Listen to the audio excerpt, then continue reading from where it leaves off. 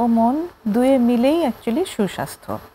একটা সময় পর্যন্ত শরীরের স্বাস্থ্যকে যত গুরুত্ব দেওয়া হতো মনের স্বাস্থ্যকে ততটা গুরুত্ব দেওয়া হতো না, কিন্তু বর্তমান বিশ্বে শরীরের স্বাস্থ্যের সাথে মনের স্বাস্থ্যের যত্ন নেওয়ার বেশ প্রচলন হয়েছে। আর এটি সম্ভব হয়েছে বিশ্বব্যাপী সরকারি বেসরকারি বিভিন্ন উদ্যোগ গ্রহণের মাধ্যমে। যেমনি সরকারি প্রচেষ্টায় মানসিক স্বাস্থ্য নিয়ে অনেক প্রচারণা করা হয়েছে, তেমনিভাবে বেসরকারি উদ্যোগগুলো এখানে অবদান রেখেছে। বেসরকারিভাবে অনেকেই মানসিক স্বাস্থ্য সেবায় এগিয়ে এসেছে এবং প্রচারণায় কাজ করেছে। এরই ধারাবাহিকতায় প্রমিসেস মেডিকেল লিমিটেড গত অনেক বছর ধরে মানসিক স্বাস্থ্য সেবা প্রদান এবং প্রচারণায় গুরুত্বপূর্ণ অবদান রেখেছে। সুপ্রিয় দর্শক, প্রমিসেস জানতে চাই অনুষ্ঠানের আজকের পর্বে আমরা আজ আলোচনা করব মাদকাসক্তি ও মানসিক স্বাস্থ্য সেবায় প্রমিসেস মেডিকেলের ভূমিকা নিয়ে। আর এ বিষয়ে আলোচনা করার জন্য আমরা আজ স্টুডিওতে নিয়ে এসেছি প্রমিসেস মেডিকেল লিমিটেডের একজন মেডিকেল অফিসার ডাক্তার শোয়েব ইকরামুল্লাহকে। আসসালামু আলাইকুম। ওয়ালাইকুম সালাম। ডক্টর শোয়েব, আপনাকে স্বাগতম আমাদের স্টুডিওতে। ধন্যবাদ। কেমন আছেন? আমি ভালো আছি, আপনি আশা করি ভালো আছেন? হ্যাঁ, সেটাই। আমরা আসলে খুব ভালো ফিল করি এই প্ল্যাটফর্মে। আমরা প্রমিসেস আমাদেরকে এই প্ল্যাটফর্মটা উন্মুক্ত করে দিয়েছে কথা বলার জন্য এবং মানসিক স্বাস্থ্য সেবা নিয়ে কথা বলার জন্য, খুব স্পেশালি। তো আমরা আজকে আসলে জানতে চাই আপনার কাছ থেকে যে প্রমিসেস মেডিকেল আসলে বেশ অনেক বছর, প্রায় বছর 10 আমার যতদূর জানা, মানসিক স্বাস্থ্য সেবা প্রদান করছে তাদের হসপিটালে এবং তার সাথে মাদকাসক্তিরও সেবা দিচ্ছে। একই সঙ্গে এই যে অনুষ্ঠানটি, সেটাও তারা অনেক বছর ধরেই পালন করে আসছে। মানে এই অনুষ্ঠানটির জন্য তারা স্পন্সর করছে এবং কথা বলার সুযোগ করে দিচ্ছে। তো শুরুতে আপনার কাছে একটু জানতে চাইবো এই যে মানসিক স্বাস্থ্য, মানসিক রোগ এবং মাদকাসক্তি, এই জায়গাটা নিয়ে আপনার কাছ থেকে শুরুতে একটুখানি জানতে চাইবো, এরপরে আমরা প্রমিসেস মেডিকেলের ভূমিকা জানবো। ধন্যবাদ প্রশ্নের জন্য। আসলে মানসিক রোগ ও মাদকাসক্ত দুইটা জিনিস যেরকম আলাদা, আবার অনেক অংশে দুইটা জিনিস একটা আর একটাকে ক্রস ওভার করে। মানসিক রোগটা সম্পর্কে জানার আগে আমাদের জানতে হবে যে মানসিক স্বাস্থ্য বা মেন্টাল হেলথ জিনিসটা কি। আমরা দৈনন্দিন জীবনে যে কাজগুলি করতে পারছি, মানুষের সাথে কমিউনিকেশন, আমাদের নিত্য নৈমিত্তিক কাজ, এই জিনিসগুলি ধারাবাহিকভাবে বজায় রাখাটাকে মূলত আমাদের যে মেন্টাল হেলথটা যে ভালো, এইটা অ্যাড্রেস করে বলতে গেলে। যখন আমাদের নিত্য নৈমিত্তিক কাজগুলিতে বাধা আসবে, সেটা হয় বিষণ্ণতার কারণে বা অন্যান্য যে সমস্যাগুলি সেগুলির কারণে, তখন এটাকে আমরা পোর মেন্টাল হেলথ বলতে পারি। আর এই পোর মেন্টাল হেলথটাই ইন্ডিভিজুয়ালি আমাদের মেন্টাল ইলনেসের দিকে লিড করবে। এখন যদি মেন্টাল ইলনেসের কথাটা বলি, তাহলে মেন্টাল ইলনেস সাধারণত হচ্ছে আপনার আমরা আমাদের নিজের যে সেলফ টেক কেয়ার জিনিসটা, এই জিনিসটা আমাদের ভিতরে থাকবে না। একটা সেলফ হার্মিং টেন্ডেন্সি থাকতে পারে। ডে টু ডে মানুষের সাথে কমিউনিকেশন করতে গেলে পরে আমাদের বাধা ফেস হতে পারে, বিষণ্ণ লাগতে পারে, ওয়ার্থলেসনেস ফিল হতে পারে। এইটা হচ্ছে কি আপনার মানসিক রোগ বা মেন্টাল ইলনেস। আর এখন যদি আসি মাদকাসক্তি বা অ্যাডিকশনের ক্ষেত্রে, অ্যাডিকশন এটা আসলে মেডিকেল টার্মিনোলজিতে যদি আমি বলি, ইট is a chronic relapsing brain disorder. এটাকে যদি আমি এখন একটু ভেঙে ভেঙে বলি, যেটা হয় হচ্ছে যে ক্রনিক বলতে আমরা সাধারণত বুঝাই যে একটা লং টার্ম হিস্ট্রি বা একটা ইতিহাস থাকবে, যে মাদক সেবী যে সে একটা দীর্ঘ সময় হচ্ছে এই জিনিসটা গ্রহণ করে আসছে। রিল্যাপসিং বলতে যে তাদের ভিতরে খুবই প্রবণতা থাকে মাঝে মাঝে এই জিনিসটা রিল্যাপস হওয়ার, যে তারা হয়তো কোনোভাবে টেক কেয়ার হয়েছে বাট এগেইন রিল্যাপস হচ্ছে। বাকিটা তো বুঝেই যাচ্ছে ব্রেন ডিসঅর্ডার, মানে এটা ব্রেনের উপরে ইমপ্যাক্ট রাখে, সেই জন্য এটাকে ব্রেন ডিসঅর্ডার বলা হয়। এটা একটা ডিজিজ বা ডিসঅর্ডার। আমরা মাদকাসক্তি জিনিসটাকে অনেকে হয়তো মনে করতে পারে যে it might be a choice, but it is not actually. It is a disease or mental disorder. এখন যদি আরেকটু আমি বলি, মাদকাসক্তি থেকে মানসিক রোগ হওয়ার সম্ভাবনা থাকে। আচ্ছা।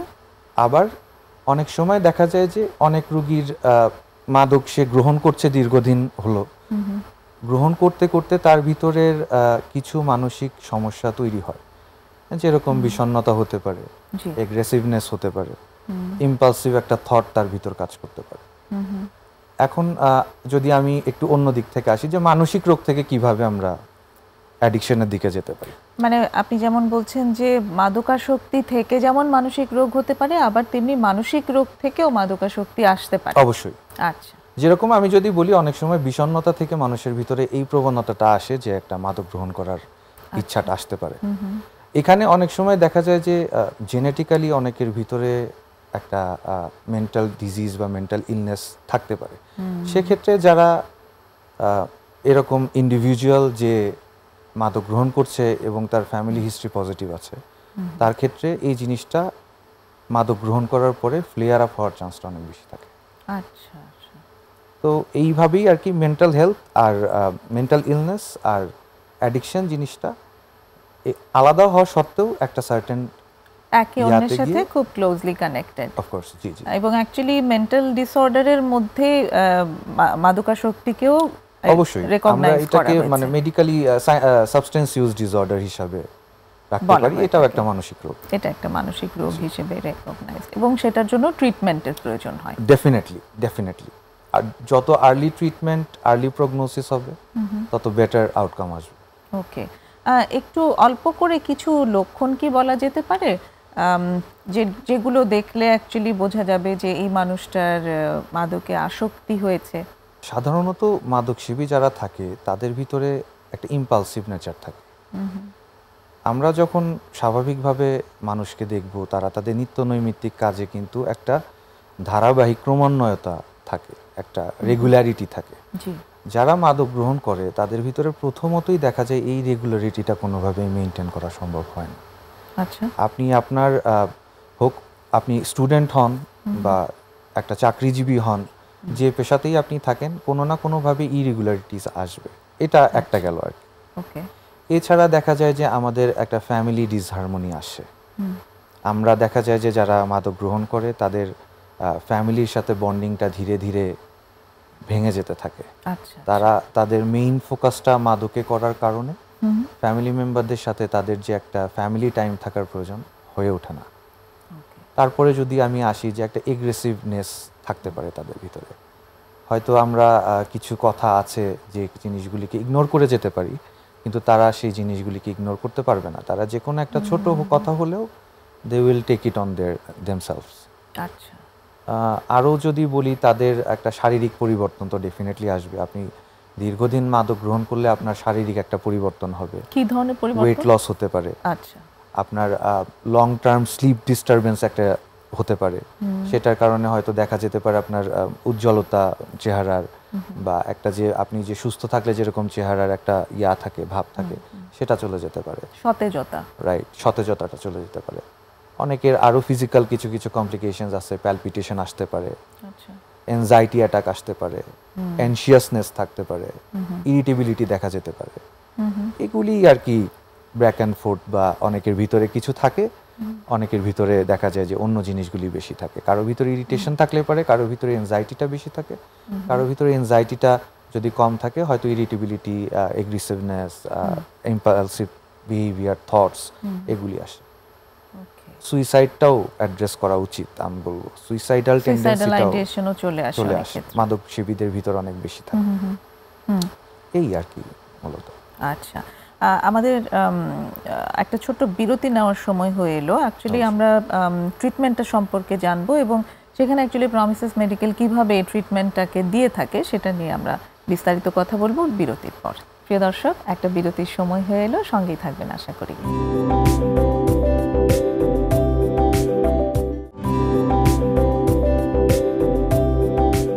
প্রিয় দর্শক, ছোট্ট বিরতি নিয়ে ফিরে এসেছি প্রমিসেস জানতে চাই।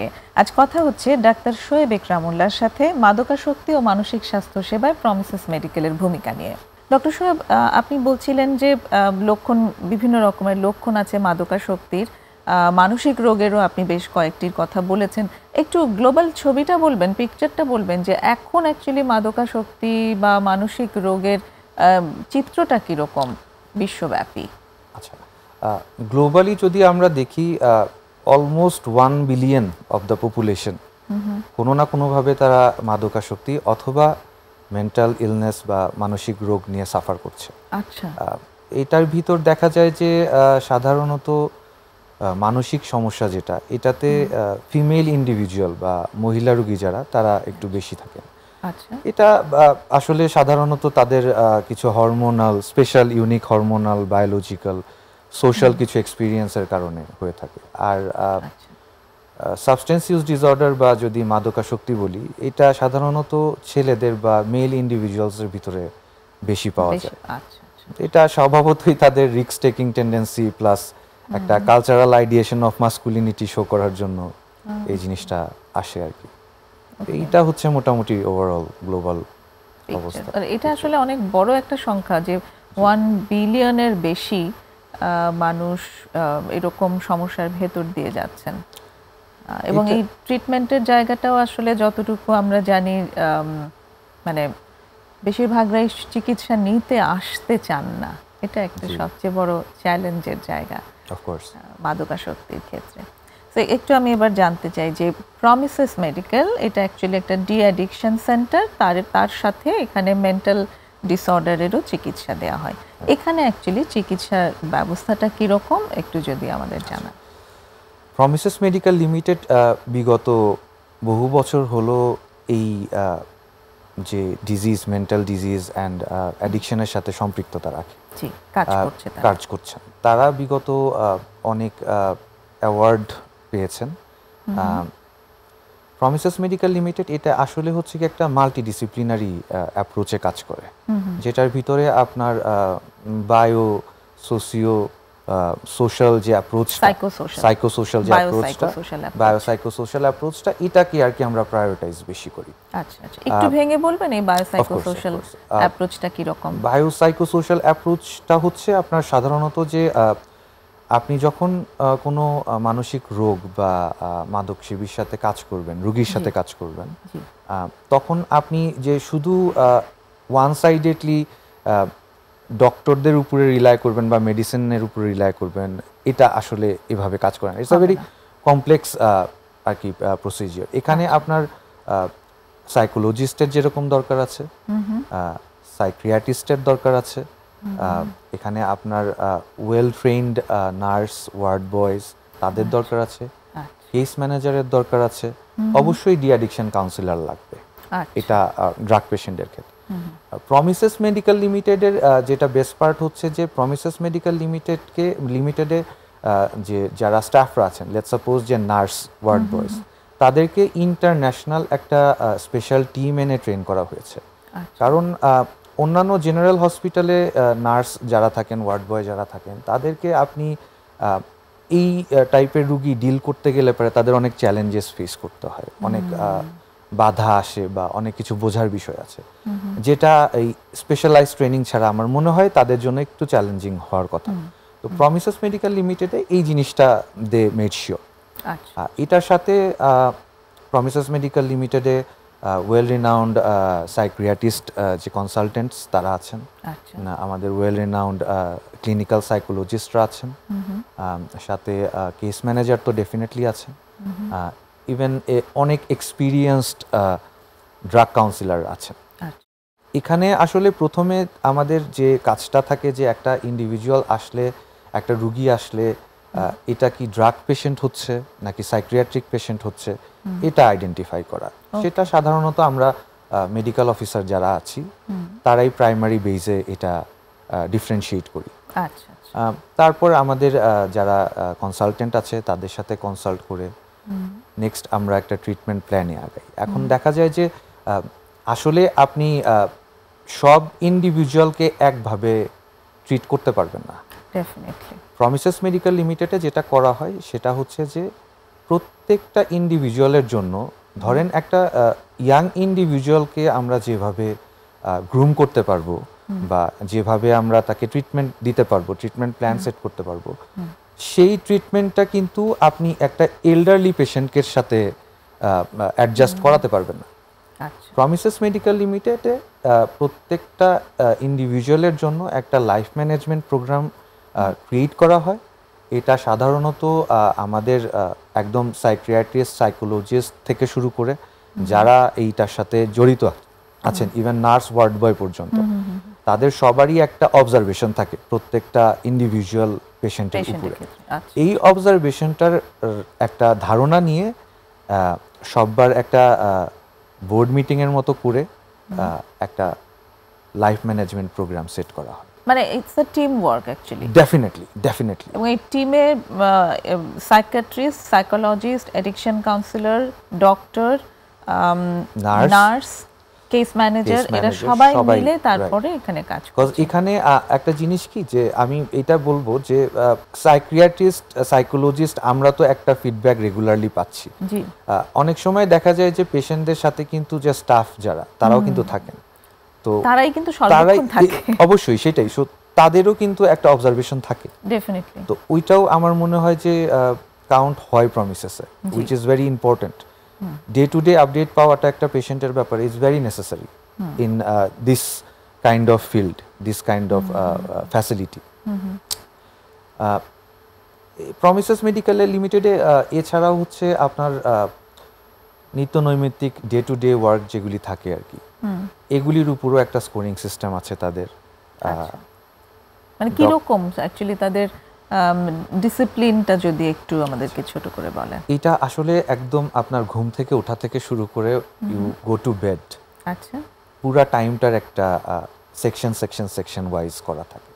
এখানে আপনার টাইম টু টাইম ঘুম থেকে ওঠা, টাইম টু টাইম মেডিকেশনস নেওয়া, তারপর ড্রাগ কাউন্সিলরদের সাথে তাদের 4-5টার মতো ক্লাস হয়। লেটস সাপোজ প্রতিদিন 4 থেকে 5টা ক্লাস। হ্যাঁ, অ্যাট লিস্ট 4টা ক্লাস হয়। কিছু সাইলেন্ট আওয়ার আছে, সেটা অ্যাকচুয়ালি একটা ক্লাসের মতোই আর কি বলতে গেলে। তো এই জিনিসগুলি ছাড়াও তাদের একটা ফিজিক্যাল একটা ওয়ার্কের ব্যাপার আছে, জিমের ব্যবস্থা আছে।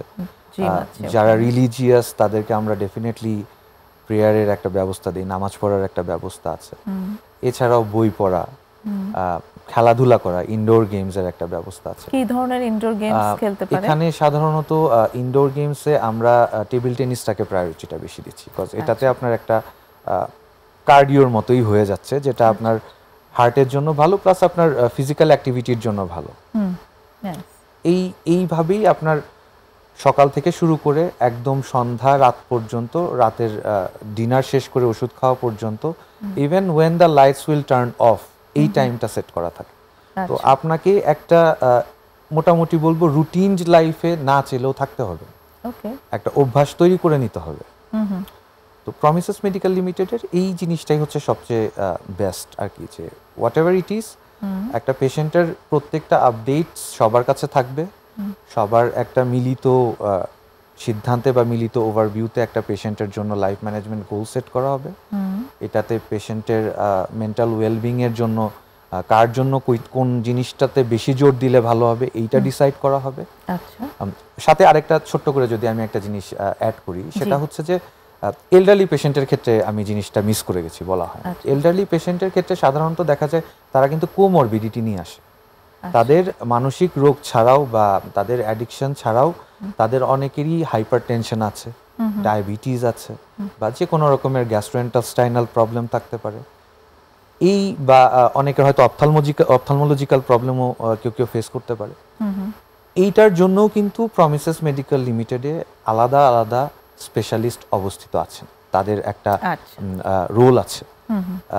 যে কোনো পেশেন্টের যদি কখনো এরকম হয় যে হয়তো ডায়াবেটিস কন্ট্রোল হচ্ছে না, আমাদের কনসালটেন্টরা আছেন, ভালো ভালো ডায়াবেটোলজিস্ট, এন্ডোক্রিনোলজিস্টরা আছেন, তারা এসে দেখে যাচ্ছেন। তো মোট মানে ওখানে যেটা বলতে চাচ্ছেন এরকম কি যে যখন যে স্পেশালিস্টের প্রয়োজন সেই স্পেশালিস্টকে এনে তারপর ট্রিটমেন্ট করানোর একটা সুযোগ আছে। এক্স্যাক্টলি, যেহেতু একটা ডিঅ্যাডিকশন এবং মেন্টাল ডিসঅর্ডারের হসপিটাল, সেখানে সব রকম সুযোগ সুবিধা থাকবার কথা না, কিন্তু এখানে চেষ্টা করা হয় বলতে they make sure of it যে অন্য ডক্টররাও প্রয়োজন হলে তাদেরকেও যেন এনে চিকিৎসা দেওয়া হয়। বাহ, এটা খুবই সুন্দর চমৎকার একটা দিক যে তারা একই জায়গায় বসেই অন্য কিছু ট্রিটমেন্টও পেয়ে যাচ্ছে একই সঙ্গে। আরেকটা বিরতির সময় হয়ে এলো, আবার শুনবো একটা বিরতির পর।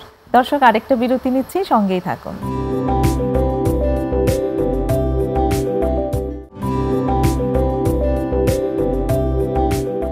আরেকটা বিরতি নিয়ে ফিরে এসেছি প্রমিসেস জানতে চাইয়ে।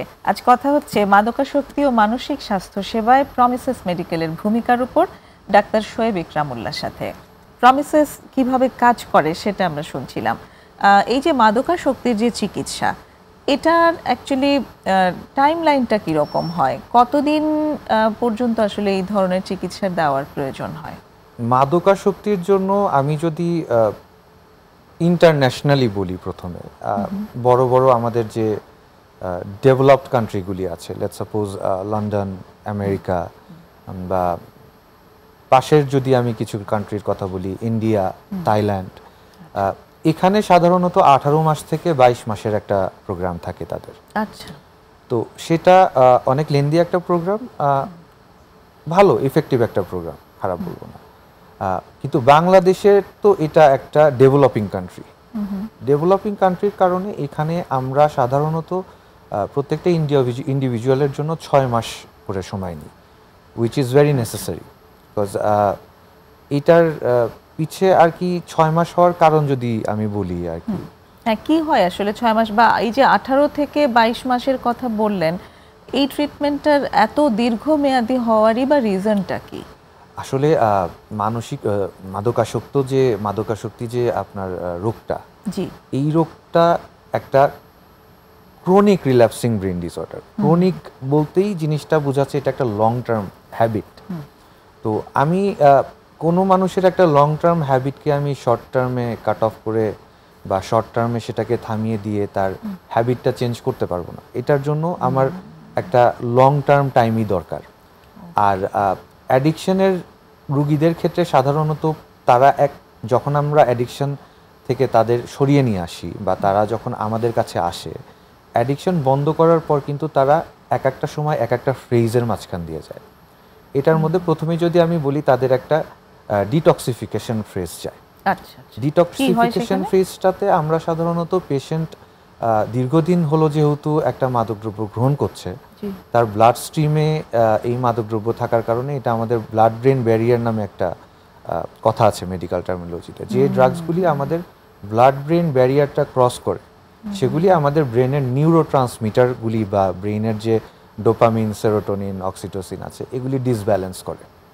তো এই মাদক সেবীকে বা মাদক দ্রব্য যে গ্রহণ করে সেই রোগীকে এই 1 মাস আমরা ডি অ্যাডিকশন ফেজে রাখি, যাতে তার যে নিউরোট্রান্সমিটারের যে ডিসব্যালেন্সটা বা ড্রাগসটা যখন তার উইথড্রল হচ্ছে, তখন যে উইথড্রল সিমটমসগুলি, এগুলি সাবসাইড হতে সাধারণত 1 মাসের মতো সময় নেয়। আচ্ছা। তো ফিজিক্যাল উইথড্রল এবং হচ্ছে ফিজিক্যাল উইথড্রল, সাথে সাথে হচ্ছে গিয়ে মেন্টাল উইথড্রলেরও কিছু বিষয় আছে। মেন্টাল উইথড্রলের কথাটা যদি বলি, শুরুতেই কিন্তু কোনো পেশেন্টের ভিতরে আমরা ইনসাইটটা পাবো না। ইনসাইট বলতে আমি যেটা মিন করছি সেটা হচ্ছে যে আমি মাদক গ্রহণ করি, মাদক গ্রহণ করা একটা খারাপ জিনিস, এটা একটা সমস্যা, এটা একটা সমস্যা, বা এই জিনিসটা হয়তো আমাকে লং টার্মে হার্ম করবে। এই যে নলেজটা বা ইনসাইটটা পেশেন্টের ভিতরে শুরুতে থাকে না, কারণ তার একটা তো নিউরোট্রান্সমিটার বা সেরোটোনিন, ডোপামিনের যে লেভেলটা আছে, এটার একটা ডিসব্যালেন্স এটার জন্য দায়ী হতে পারে, তার একটা লং টার্ম একটা হ্যাবিট এটার জন্য দায়ী হতে পারে। তো এই জিনিসগুলি থেকে বের হয়ে আসতে গেলে ন্যূনতম 1 মাস সময় লাগে। এরপরে যখন ইনসাইটটা আসে, তখন থেকে হচ্ছে গিয়ে কাজ শুরু করা হয়, তার ভিতরে নতুন নতুন হ্যাবিট ইনপুট করা, ব্যাড হ্যাবিটগুলি যেগুলি ছিল বা যেগুলি ইরেগুলারিটিস তার মধ্যে ছিল, এগুলি রিপ্লেস করা ভালো হ্যাবিটের সাথে, রেগুলারিটির সাথে। এটা একটা লং টার্ম বিষয়, এটা লং টার্ম বিষয়, প্লাস এটা একটু ব্যয়বহুলও বলা যায়। ওকে, আরেকটা প্রশ্ন আমি একটু আনতে চাই, সেটি হচ্ছে যে এই যে মাদকাসক্তির কথা বলছি, এটাকে চিকিৎসা করতে হবে, এই চিকিৎসাটি হসপিটালে ভর্তি না হয়ে কি করা সম্ভব? এখানে যদি এইটা বলতে গেলে পরে আমার একটা জিনিস একটু ভেঙে বলতে হবে, সেটা হচ্ছে অ্যাডিকশন আর অ্যাবিউজের মধ্যে একটা তফাৎ আছে। জি, যারা অ্যাবিউজ করে তারা কিন্তু ক্রনিক অ্যাবিউজার না, তারা অকেশনাল অ্যাবিউজার। অ্যাবিউজ ওয়ার্ডটা হচ্ছে কি আপনার জিনিসটা শর্ট হবে, লং টার্ম হিস্ট্রি থাকবে না, অকেশনালি হবে। আর যখন আমি অ্যাডিকশনে যাব, তখন জিনিসটা হচ্ছে গিয়ে ডিপেন্ডেন্সি ক্রিয়েট হয়ে যাবে, জিনিসটা ছাড়া তার দৈনন্দিন জীবনের কাজ করা বা মানুষের সাথে কমিউনিকেশন করা তার জন্য কঠিন হয়ে যাবে। এবং এই যে দৈনিক গ্রহণের যে টেন্ডেন্সিটা, এটা একটা আলটিমেটলি গিয়ে তাকে ফিজিক্যালি হয়তো হার্ম করবে অথবা তাকে ফাইন্যান্সিয়ালি বা মেন্টালি হার্ম করবে। তো এখন আপনি যে কোশ্চেনটা করলেন যে আমরা কিভাবে ডিসাইড করব যে কোন রুগীকে আমরা হয়তো আউটডোর ট্রিটমেন্ট দিব, কোন রুগীকে আমাদের ইনহাউস রাখতে হবে। এখানে আমরা সাধারণত যেসব পেশেন্টদের দেখি যে তাদের ভিতর অ্যাবিউজ করার প্রবণতাটা বেশি, বা তাদের ভিতর ইনসাইটটা আছে যে আমার ভালো হতে হবে, আমি বুঝতেছি যে আমি যদি এখান থেকে আরেকটু আগাই এটা আমার জন্য একটা পার্মানেন্ট জিনিস হয়ে দাঁড়ালো, সেই সব রোগীকে দেখা যায় যে আউটডোর পেশেন্ট হিসাবে ট্রিটমেন্ট করা যায়। আচ্ছা আচ্ছা। আর ইন হাউস পেশেন্ট যারা থাকেন তাদেরকে একটা সার্টেন টাইম পরে, লেটস সাপোজ আমি যেটা বললাম যে 6 মাসের যে ট্রিটমেন্ট প্রোটোকলটা, 6 মাস ট্রিটমেন্ট প্রোটোকলটা শেষ হওয়ার পরেই যে ট্রিটমেন্ট শেষ, ব্যাপারটা কিন্তু এমন না। আপনাকে 6 মাস ট্রিটমেন্ট নিয়ে চলে যাওয়ার পরে আপনার যে কনসালটেন্ট, আপনার যে সাইকোলজিস্ট, তাদের সাথে কিন্তু আপনার যোগাযোগ রক্ষা করতে হবে। ড্রাগ কাউন্সিলরের সাথে আপনার যোগাযোগ রক্ষা করতে হবে। বিকজ এমন না যে আমি এখান থেকে ট্রিটমেন্ট নিয়ে চলে গেলাম, বাইরে গেলে পরে আমি চ্যালেঞ্জেস ফেস করব না, আমার ভিতরে ক্রেভিং আসবে না, আমাকে একটা ব্যাড কোম্পানি এসে ইনফ্লুয়েন্স করবে না। তো ওই জিনিসটাকে আমি তখন কিভাবে না করব, বা কেউ যদি আমাকে অ্যাপ্রোচ করে তাকে আমি হয়তো আমিও একটু টেম্পটেড হয়ে গেছি তার অ্যাপ্রোচে, তখন আমার ওই জিনিসটাকে কিভাবে সরাতে হবে, এইটা জন্য হলেও আপনাকে আপনার সাইকোলজিস্ট, সাইকিয়াট্রিস্ট এন্ড ড্রাগ কাউন্সিলরের সাথে কমিউনিকেশন রাখতে হবে। একটা হচ্ছে আউটডোর পেশেন্টেরটা বললাম, ইন হাউস পেশেন্টরাও একটা সার্টেন টাইম পরে গিয়ে আউটডোর পেশেন্ট হিসাবে আসে যাওয়া করে। ওকে। তো কিছু ক্ষেত্রে যেমন মানে কিছু সামাজিক আসলে কুসংস্কারও তো আছে রিহ্যাব সম্পর্কে। তো অনেকেই চান যে ঠিক আছে অ্যাডিকশন বিষয়টা এসে গেছে রোগ হিসেবে, কিন্তু আমরা চাই না কোনো রিহ্যাবিলিটেশন সেন্টারে ভর্তি করাবো। তো সেই ক্ষেত্রে অ্যাকচুয়ালি এই রেটটা কীরকম আপনি দেখেন, যে তারা বাড়িতে বসে কি চিকিৎসা নিয়ে পারে, কতটা সুস্থ হওয়ার সম্ভাবনা থাকে? প্রথমত আমি বলবো যে একটা যে ট্যাবুর কথাটা আপনি বলছেন, অনেকেরই হয়তো রিহ্যাবিলিটেশন বা অ্যাডিকশন যে প্রোগ্রামগুলি বা ফ্যাসিলিটিগুলি, রিহ্যাবিলিটেশন সেন্টারগুলি, এটা নিয়ে হয়তো অনেক রকমের ভুল ধারণা বা মিসকনসেপশন কাজ করে। সেক্ষেত্রে তারা চান যে আমি হয়তো আমার সন্তানকে বা আমার যে লাভড ওয়ান বা ক্লোজড ওয়ানকে হয়তো বাসায় রেখে ট্রিটমেন্ট করাতে চাই। আসলে বিষয়টা হচ্ছে যে একটা মাদকসেবী কিন্তু সাধারণত সে বুঝতে পারে না যে কখন সে তার লিমিটটা ক্রস করছে। তো তাদের ভিতরে অনেক রকমের মানে একটা ধামাচাপা দেওয়ার টেন্ডেন্সি কাজ করে। তো সেক্ষেত্রে ফ্যামিলি মেম্বাররাও কিন্তু সেভাবে বুঝতে পারে না যে আমার যে নিকটতম যে ব্যক্তি তার অবস্থা কতটুকু খারাপ। আচ্ছা। তো আমি বলবো যে যারা মাদক গ্রহণ করেন তাদের ভিতরে যদি ইচ্ছা থাকে বা পরিবার যদি কখনো জানতে পারে যে সে মাদক নিচ্ছে, সেক্ষেত্রে ফ্যাসিলিটিগুলির সাথে যেমন প্রমিসেস মেডিকেল লিমিটেড বা তাদের নিকটতম যেটা আছে আর কি অ্যাপ্রোচ করা উচিত। ইনস্টিটিউশনে অ্যাপ্রোচ করাটাই উচিত। কারণ একটা কথা হচ্ছে যে prevention is better then cure. তো আমি ওই কিওরের চিন্তা না করে আমি যদি জিনিসটাকে প্রিভেন্ট করতে পারি, আমি যখন জানলাম যে আমি মাদক গ্রহণ করছি, আমি এটাকে কন্ট্রোল করতে পারছি না, বা আমার পরিবারের কেউ জানলো যে তার ছেলে মাদক গ্রহণ করছে, সে কন্ট্রোল করতে পারছে না, তো যত আর্লি আমি বলবো যে ট্রিটমেন্ট নেওয়া হবে তত আর্লি এই জিনিসটার রেজাল্ট আসবে বা তত আর্লি পেশেন্ট ভালো হবে। আচ্ছা, চমৎকার বলেছেন। আরেকটা বিরতির আমাদের সময় হইল, ফিরে এসে আবার কথা হবে। দর্শক, আরেকটা বিরতিতে যাচ্ছি, আশা করি সঙ্গেই থাকবেন।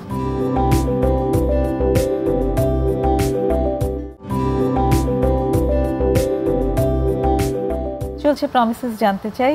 আজ দেখছেন মাদকাসক্তি ও মানসিক স্বাস্থ্য সেবায় প্রমিসেস মেডিকেলের ভূমিকা নিয়ে আলোচনা করছেন ডাক্তার শোয়েব ইকরামুল্লাহ।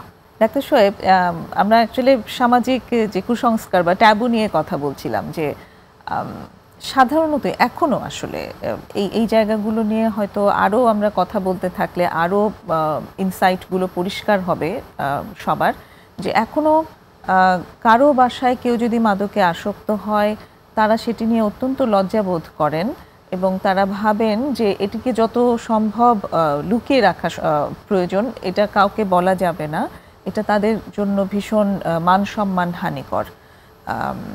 কাজেই তাদেরকে যদি রিহ্যাবিলিটেশন সেন্টারে যেতে হয় সেটা তাদের জন্য প্রচণ্ড অপমানজনক একটি ব্যাপার। তো সেটি নিয়ে আপনি বলেছেন অ্যাকচুয়ালি যে এই চিকিৎসা মানে এই রোগের চিকিৎসা আসলে এটা, যেটার জন্য রিহ্যাবিলিটেশনের দরকার আছে।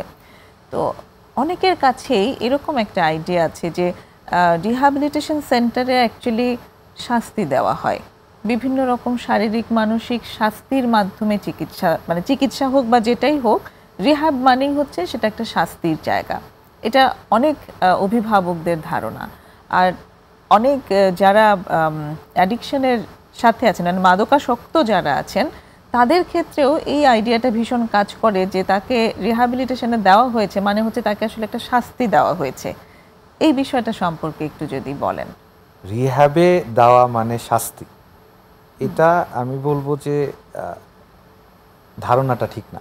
আচ্ছা। কারণ একজন মাদক সেবীকে আপনি কখনো বল প্রয়োগ করে বা কখনো মেন্টালি পুশ বলে না, বল প্রয়োগ করে বা শাস্তি, যে ওয়ার্ডটা আর কি, শাস্তি দিয়ে কখনো তাকে ট্রিটমেন্ট করতে পারবেন না। আচ্ছা। মাদক সেবীদের ভিতরে আমি আমার এক্সপিরিয়েন্সে প্রমিসেসে মেডিকেলে যেটা দেখেছি, যে তাদের ভিতরে কিন্তু অনেকে মাদক গ্রহণ করে যে তাদের হয়তো পরিবারের সাথে একটা মিসকমিউনিকেশন থাকে। তো সেক্ষেত্রে আপনার এই মিসকমিউনিকেশনটাকে আপনার যদি দূর করতে হয়, তখন এই যে শাস্তির যে কথাটা আসে, যে আমি হয়তো শাস্তি দেওয়ার জন্য আমার ছেলেকে বা মেয়েকে বা যে ইন্ডিভিজুয়ালি হোক আর কি, যে ফ্যামিলি মেম্বারই হোক, আমি রিহ্যাবে পাঠাবো, এই ধারণাটা ভুল। রিহ্যাবে সাধারণত যে কাজ করা হয় সেটা হচ্ছে যে একটা পেশেন্টকে প্রথম যখন আনা হয় যে মাদক গ্রহণ করে, তার ভিতরে এই ধারণাটা কাজ করে যে হয়তো আমার পরিবার আমাকে শাস্তি দেওয়ার জন্য এখানে পাঠিয়েছে। তার ভেতরে এই ধারণা কাজ করে আসলে, তার ভিতরেই বেশি করে। কিন্তু এই ধারণাটা সে যেদিন ভর্তি হলো তার থেকে যদি আপনি 1 মাস পর, যেটা আমি বললাম, ডিটক্সিফিকেশন ফ্রেজটা পার হওয়ার পর যদি সেম রোগীকে আপনি জিজ্ঞাসা করেন যে তার অনুভূতি কি, সে যখন এখানে এসেছে আর বর্তমানে সে যখন এখানে আছে, তখন কিন্তু তার যে স্টেটমেন্টটা সেটা চেঞ্জ হবে। আর ফ্যামিলি মেম্বারদের ক্ষেত্রে আমি যেটা বলবো, তারা অনেকেই লজ্জা পান, অনেকেই এটাকে একটা ট্যাবু হিসাবে নেন, অনেকেই জিনিসটা হয়তো একটু চেপে রাখার চেষ্টা করেন। আসলে কোনো রোগ চেপে রাখলে বা কোনো রোগ সম্পর্কে যদি আমি ডাক্তারের সাহায্য না নিই, সে রোগের চিকিৎসা না করলে দিন যত যাবে রোগটা তত খারাপ হবে। আচ্ছা। তো আমি চক্ষু লজ্জার ভয়ে আমার রোগ ঢেকে রেখে যদি আমার শারীরিক ক্ষতি করি, সেটা আমি মনে করি না কোনোভাবেই বুদ্ধিমানের কাজ হবে। ওকে।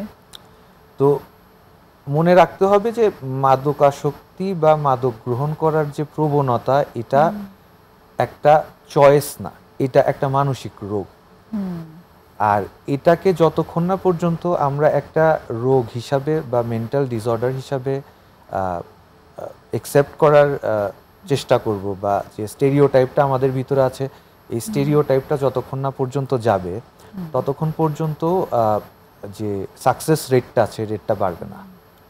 তো আমার কথা হচ্ছে যে যারা এরকম ভাবেন যে হয়তো একটা শাস্তির ব্যবস্থা ওখানে থাকে, তারা যদি একটু রিসার্চ করেন, প্রমিসেস মেডিকেল লিমিটেড হোক বা তাদের কাছে যেটা সুইটেবল মনে হয় হোক, ভালো যে কোনো সংস্থা আছে, আমার মনে হয় তারা যদি যায়, ওখানে গিয়ে কথা বলে, বসে দেখেন, জিনিসটা সম্পর্কে একটু নলেজ গ্যাদার করেন, তাদের এই ধারণাটা পরিবর্তন করা সম্ভব। আর অ্যাওয়ারনেস জিনিসটা খুবই ইম্পর্টেন্ট। আমাদের দেশে আসলে ডেভেলপিং কান্ট্রিগুলিতে এই জিনিসগুলি নিয়ে অ্যাওয়ারনেস ক্রিয়েট করার যে কি বলবো যে লোক বলি বা সংস্থা বলি এগুলি একটু কম। তো এই মানুষদের এগিয়ে আসতে হবে যারা অ্যাওয়ারনেসটা ক্রিয়েট করতে পারবে। এই অ্যাওয়ারনেসটা ক্রিয়েট করলে পারে এই যে ট্যাবু একটা যে ধারণা মানুষের ভিতরে যে রিহ্যাবিটেশনে হয়তো শাস্তি দেওয়া হয় বা রিহ্যাবিটেশন দিলে পারে হয়তো আমাদের একটু সোসাইটি থেকে একটু ডাউনওয়ার্ডস দেখতে পারে, ব্যাপারটা এরকম না। একটা মানসিক রোগী যেরকম, একটা মাদকাসক্ত রোগীও একটা মানসিক রোগী। রোগকে আমরা রোগ হিসাবেই ধরবো।